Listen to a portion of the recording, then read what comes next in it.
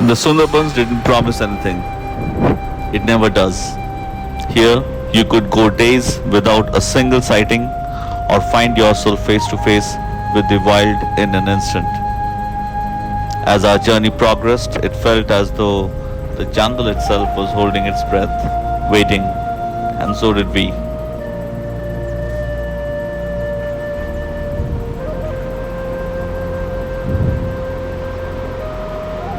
Now, a quick look at what I packed for this trip. I carried two camera bodies and two camera lenses. First, my primary lens, it's a Sony 400 f2.8. Attached to it is a 1.4x teleconverter that makes this combination almost a 600 mm equivalent, 560 mm to be precise, at f4 aperture. Now, next, I have this Sony 100 400 zoom lens, comparatively a slower lens, but then does pretty good job with respect to videos. Then I have my Sony A1. Love this. It's my primary camera. And then my backup is a Sony A9. This is not the current Sony A9. It's the first generation Sony A9. Takes 20 frames per second, and the best part about the Sony A9 is like no matter how long I use it, it never for video it never heats up. Now, of course, I have the rocket blower, and what you also see on your screen is the Comica mic. I use this mic extensively for capturing animal sounds. Now, it's hard to believe that after all these years of growing up in West Bengal, I had never set foot in the Sundarbans, a place that had always lingered on the edges of my imagination. Now, the goddess Bonobibi is revered protector of the Sundarbans, worshipped by both Hindus and Muslims alike. Now, we were staying at a place which was arranged by Sundarban Banjaras. You have their contact information on my screen, and what you're looking at currently are the rooms where we stayed. Now, these are decorated with the pictures taken by the owner of this place. They have multiple AC rooms, and rooms are pretty clean and well taken care of.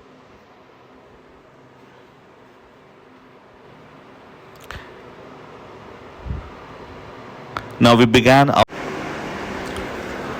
our journey around 5:30 in the morning. I mean, we were enjoying the beautiful sunrise.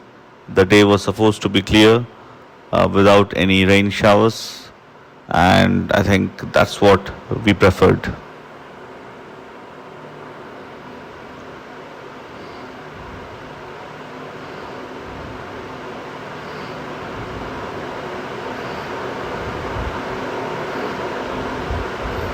Our boat was being taken in the direction where the guide had last information about tiger sighting.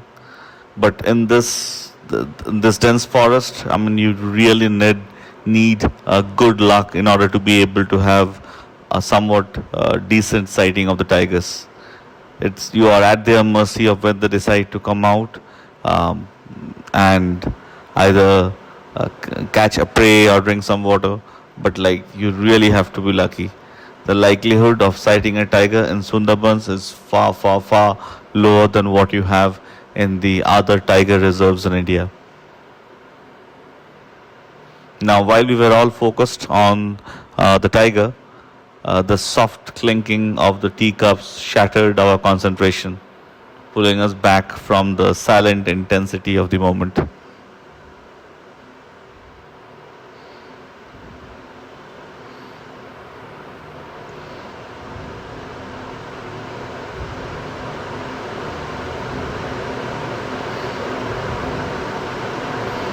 It was a lovely boat. We enjoyed every moment of the trip, and even though we were excited and tensed about what sightings we were going to have, the boat, the arrangement, the whole environment was just amazing. It wasn't only about the tiger sighting. In fact, our first animal sighting was that of a red-tailed pit viper. The red-tailed pit viper is a striking and venomous snake known for its vivid green body. and distinctive reddish brown tail. Now this guy was very patient, gave us a lot of time to take the pictures, and I think it looks a little bigger and more dangerous in the pictures than in real life. Now our boat cut through silent waters of the Sundarbans. No one spoke. We were all tensed, and it was that time on our trip where we were kind of getting a little desperate to have some good sightings. We watched every footprint that could be leading to something interesting. But first couple of hours, all the boats were looking for fresh pug marks or some kind of clue, but we were not really that lucky for the first few hours. Now, some wildlife at least we could sight. Here on your screen, you have got a monkey with its mom being carried around. And for some reason, this guy seemed to be in a hurry. Now, the water monitors, these are quite common in this area. I believe it's looking for the egg or newborn offsprings of other animals.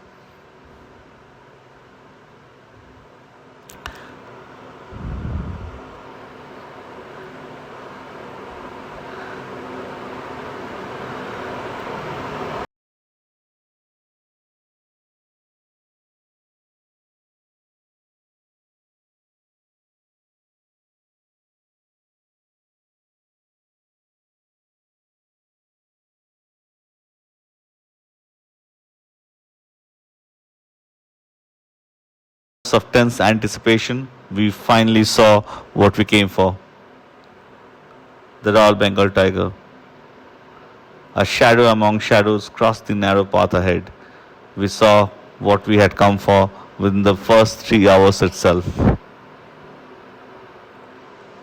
Now, very soon after the first sighting, we heard people shouting, "A tiger is crossing the river," and all the boats kind of followed, and we were able to have a good look at the tiger who was crossing at its own pace.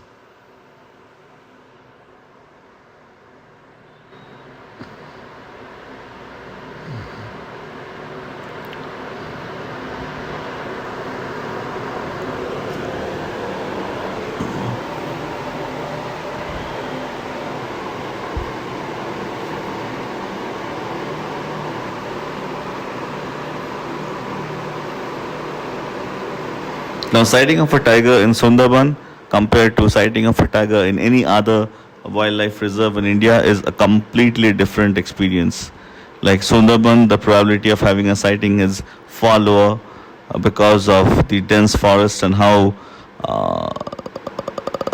the whole arrangement is there, right? I mean, the likelihood is far less compared to that of other areas. In summer, if you go to any other park, you are kind of rest assured that you will be able to see tigers, but not the Sundarbans. Like almost every person I've spoken to, they kind of talk about having sighted crocodiles and many other species, but not tigers. What we learned from the guides is like they have around 100 to 105 tigers on the Indian side, and then there are tigers on the Bangladeshi side as well. But the Indian side is known to have a better sighting compared to Bangladesh.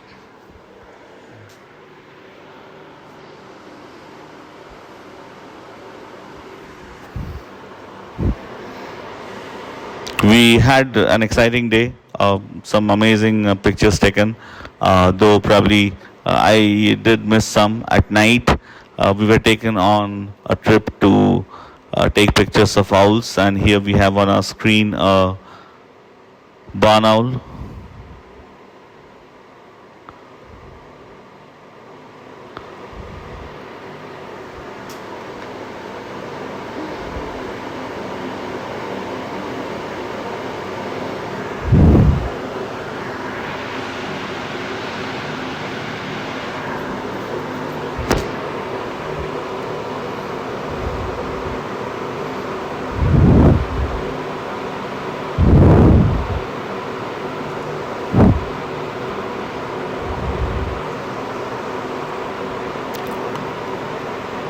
The next day, our journey resumed, this time in search of the other 100 plus tigers said to roam the mangroves, a challenge that felt quite daunting.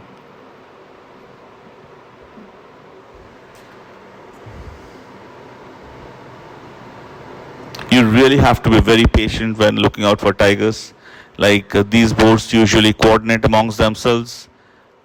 They use their judgment, their experience, and all the power in this world to help you sight tigers and take pictures. Now, without these boatmen, the guides, and this touring packages, I don't think it would have been possible for us to just go on a trip and visit tiger. The likelihood would have been far less. These guys are very knowledgeable about the tigers, the locality, and everything else. That's what they do day in and out, and highly recommend something like the Sundarban Banjaras for your trip, where you will be under expert supervision and have enhanced your chances of sighting a tiger. Again, I'm speaking based on my experience. Um, you can check for you with your own references.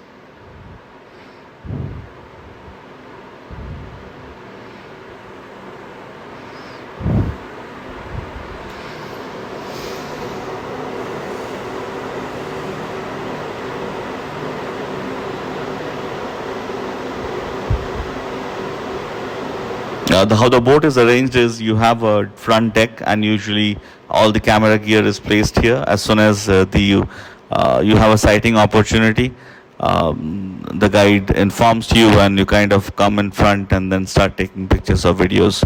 Now, something worth noting is that the locals they do risk their lives for their livelihood. Now, on this particular instance, you will see that they're really close to the beach, right? And it's so easy for a tiger to just hop in to the boat, which is like hardly 10 feet away from the beach. So while roaming, I think on day 2, the first sighting wasn't that of a tiger. It was of a baby crocodile, which you have on your screen. It rested on the muddy banks. And we were really fortunate that its much larger and more territorial parents weren't nearby. In Sundarbans, even the smallest encounter is a reminder of the fragile balance between survival and danger.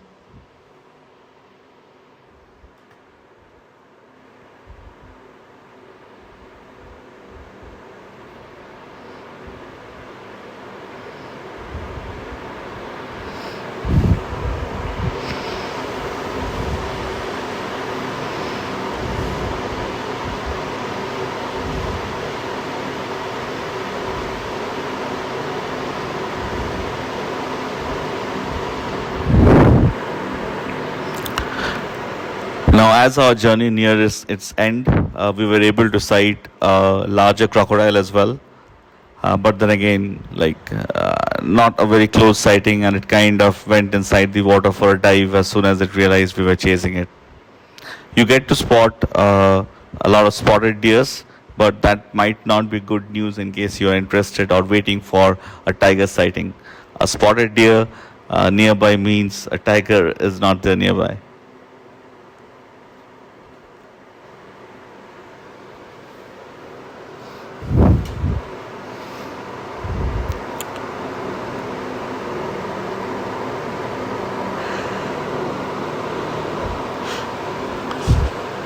A few other bird species and animals that we saw on day 2.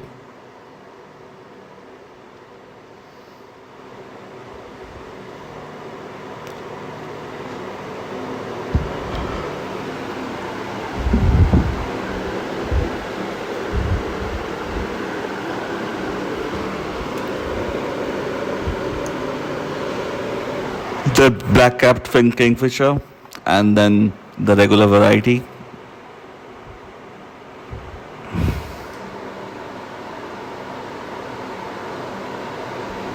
As our journey neared its end, the elusive king of Sundarbans decided not to bid us farewell on day 2. Yet it didn't matter. every moment of the adventure remained vivid on our minds. The silence of the mangroves, the fleeting glimpses of wildlife, each experience felt etched in our memories.